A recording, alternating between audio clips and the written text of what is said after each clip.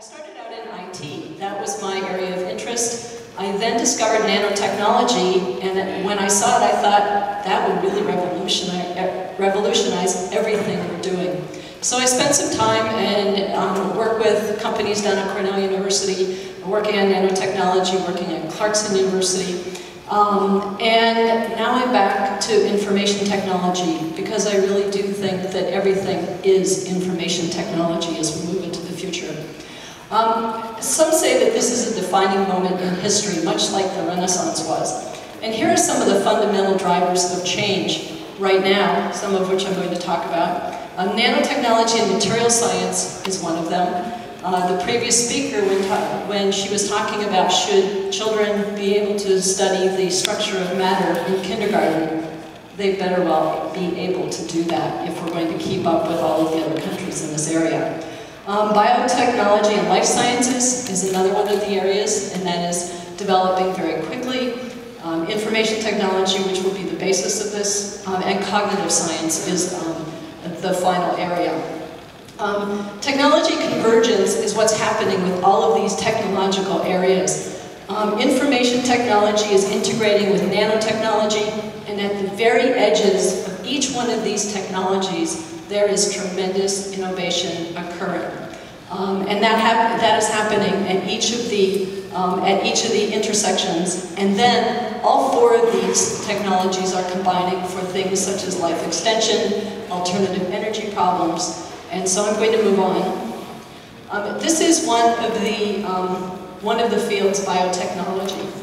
And if you look at some of all of the topics, genomics, there is now a genomic informatics as a field.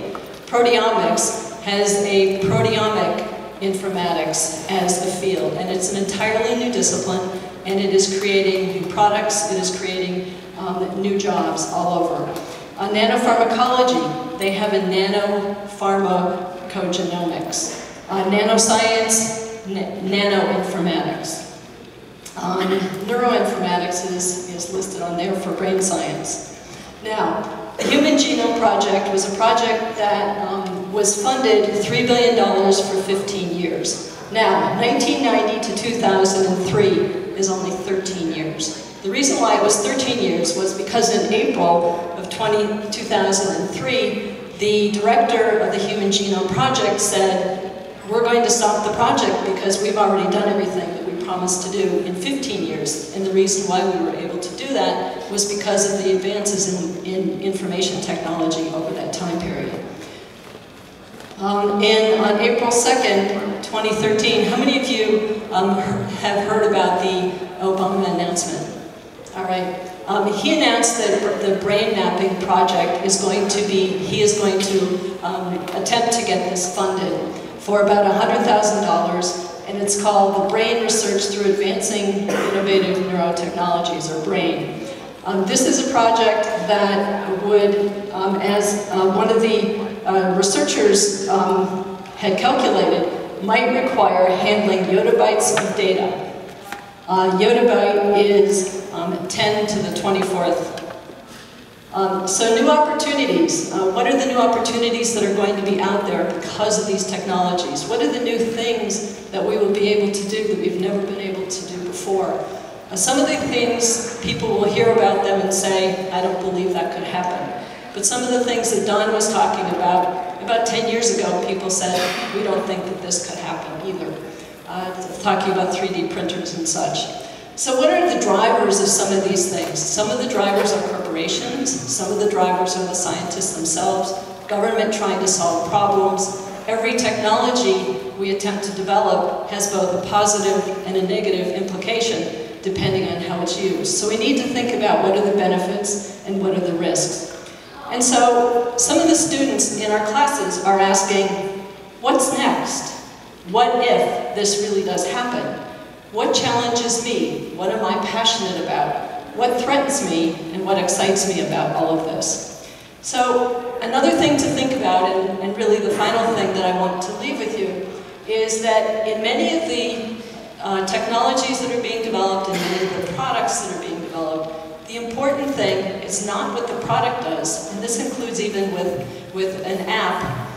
It is the data that underlies it, and it's the analytics about how customers use the product, or behaviors of customers, human activity, what are the number of tweets, hits, followers, responders. All of these things tell us something about how people are using different products, different businesses, different services. And so that's becoming as important and much more valuable in many cases than the original product itself. And so when we're thinking about being entrepreneurs and developing products, think about the information technology that you may be able to apply and how you may be able to enhance the value of your business with this. In the Entrepreneurship School, we have an IDS minor.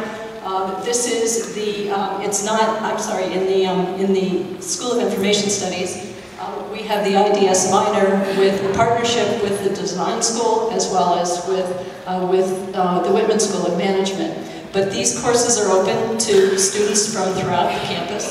The IDS 401 is the What's the Big Idea course, where students, we start with the idea generation and moving students through some of the general concepts about starting the business. IDS 402, Idea to Startup, continues that process. And then Sandbox actually has students starting businesses and generating customers and revenue.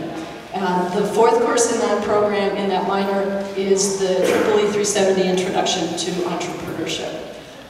Some of the core concepts that we talk about, first is the entrepreneur self-awareness and their entrepreneurial, their capability to think in an entrepreneurial way. We also have an attempt to fit the student into the larger ecosystem.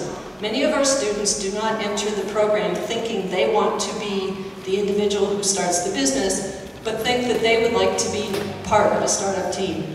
And so we are working with students who want to be on teams as well as leading teams, and we are also working to help students to learn better how to make connections all over the world in other industries.